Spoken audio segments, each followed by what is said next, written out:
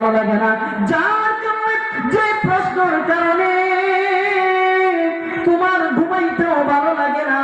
আমার পবিত্র জমানার বয়ান শুনতে মন চাই, কিন্তু তারপরে তুমি তো বয়ান শুনতেছ, কিন্তু তারপরে তোমার মনে কি প্রশ্ন? সাহাবী এমন একটা প্রশ্ন জিগাইলেন। আম্মা জান আয়েশা সিদ্দিকা রাদিয়াল্লাহু তাআলা আনহা থেকে হাদিস বর্ণিত। আম্মা জান আয়েশা ডাক দিয়ে বলে, ও পৃথিবীর মানুষ, আমার নবী যখন হুজরাখানার মধ্যে বসা, আমার নবীকে একজন সাহাবী এসে ডাক দিয়ে বলে, ইয়া রাসূলুল্লাহ, ইয়া হাবিবাল্লাহ, একটা প্রশ্ন আমার মনের মধ্যে ঘুরপাক খাচ্ছে, অনেকদিন ঘুরপাক খাচ্ছে। নবী গো, চিন্তা করে দেখলাম একদিন আমিও দুনিয়ার থেকে বিদায় হয়ে যাব, একদিন আমার মা বাবা আত্মীয় স্বজন সবাই দুনিয়ার থেকে বিদায় হয়ে যাবে। আচ্ছা নবীজি, এমনকি চিন্তা করে দেখলাম আপনিও দুনিয়ার থেকে একদিন বিদায় হয়ে যাবেন, আপনিও একদিন মরণশীল। যেখানে আল্লাহ কোরআনের মধ্যে বলেছেন, কুল্লু নাফসিন যায়িকাতুল মাউত। এই পৃথিবীর মধ্যে যার প্রাণ নিয়ে দুনিয়ার মধ্যে আগমন করেছে, প্রত্যেকটা মানুষ একদিন মরণশীল। আমাদেরও একদিন মরতে হবে, ঠিক কিনা বলেন? আমাদেরও একদিন মরতে হবে, পরকালে যেতে হবে। এই জন্য দিনের কান লাগাইয়া দিনের কানটা লাগাইয়া কথা বলি, শ্রবণ করো মা।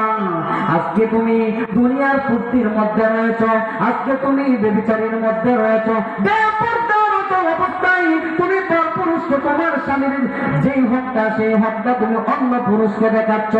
কিন্তু মনে রাখো, একদিন তোমারও মরতে হবে, একদিন এই দুনিয়ার নাচ গান সবকিছু শেষ হয়ে যাবে।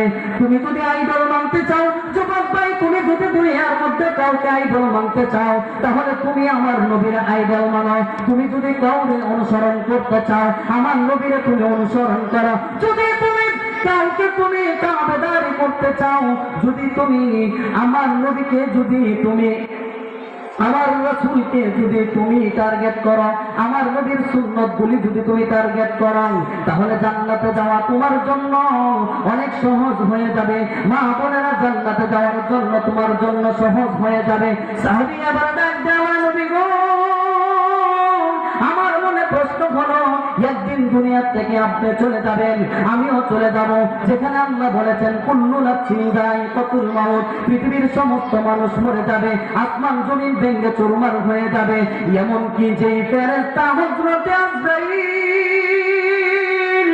যে আজরাইল আজকে আপনার বাবার জানটা কবজ করেছে রে ভাই, যে আজরাইল আপনার মারে নিয়ে গেছে কবর দেশে, যে আজরাইল আপনার বাপ দাদা 14 গোষ্ঠীকে নিয়ে গেছে মৃত্যু দিয়ে, সেই আজরাইল তো একদিন, সেই আজরাইলও থাকবে না, সেই আজরাইলও একদিন মরণ হয়ে যাইব, ঠিক কিনা বলেন? আজরাইলও একদিন দুনিয়া থেকে, পৃথিবীর থেকে নিশ্চিহ্ন হয়ে যাবে, শুধু থাকবে আমার আল্লাহ। ভাইরা আমার, অন্য কথায় চলে যাচ্ছি, সামনে আলোচনা করে আসবো। আমার আল্লাহর রাসূলকে এবার সাহাবীরা বলেন, নবী গো, প্রশ্ন হলো, আল্লাহ সমস্ত পয়গম্বর